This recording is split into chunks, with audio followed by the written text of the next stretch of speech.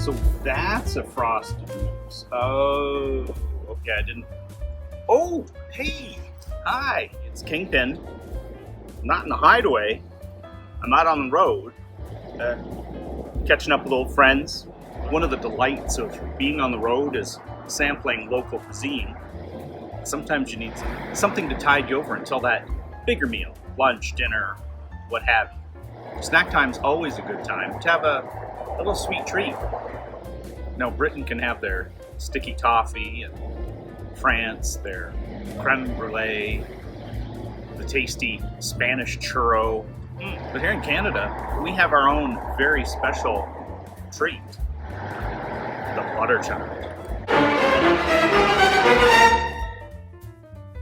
Now, the butter tart is really a thing all its own. My first experience with butter tart was when I was a young boy and I was learning to bake with my grandmother. We'd finished up doing a couple of apple pies, and there was pastry left over. I went to just roll it up and throw it in the trash, and she stopped me. She whipped up a kind of mixture, pulled out some tart pans, put the pastry in, mixture in, baked it up, and within the hour I was tasting heaven for the very first time. I think that's why butter tarts are so delightful, because it's taking something that will be thrown out and making it into a treat. One of the most wonderful things about butter tarts is the diversity that can exist within what you would think is a very fixed form. If you're looking for the best creme brulee, they're all trying to be a particular type. Butter tart can vary the type of pastry. Is it flakier, thicker, more like a shortbread? Is the filling firm or gooey? Is it a shallow little tart, just one bite?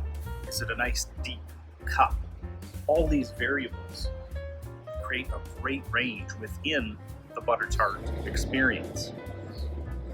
Butter tarts really do have the whole package. There's the aroma, it's the size, it can fit in your hand.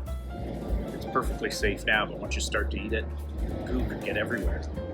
And then there's that experience of the first bite where you're not quite sure how much crust to take. You don't know what the filling is going to do.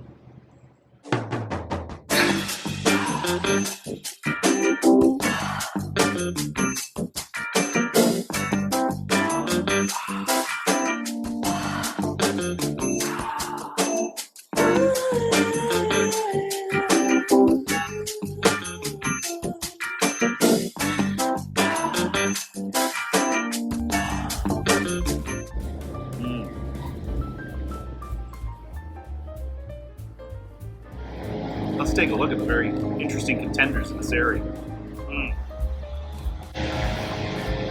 No, you can't have any.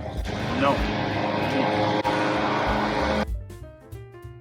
The first place I checked out was Leahy's Farmer's Market. Their homemade butter tarts were compact with a thick crust and firm filling. Next was the Nutty Bean Cafe. They had a thin, deep pastry with a nice firm filling. So good. The next was the Kawartha Butter Tart Factory. What an amazing tart. Fluted pastry with a jellied filling and a crispy. My last stop was the Shed Bakery.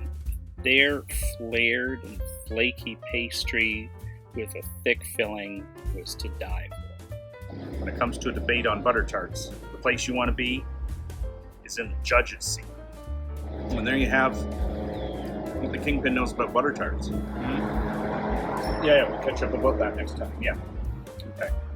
Oh, and we'll see you next time, too. Until then, stay dapper.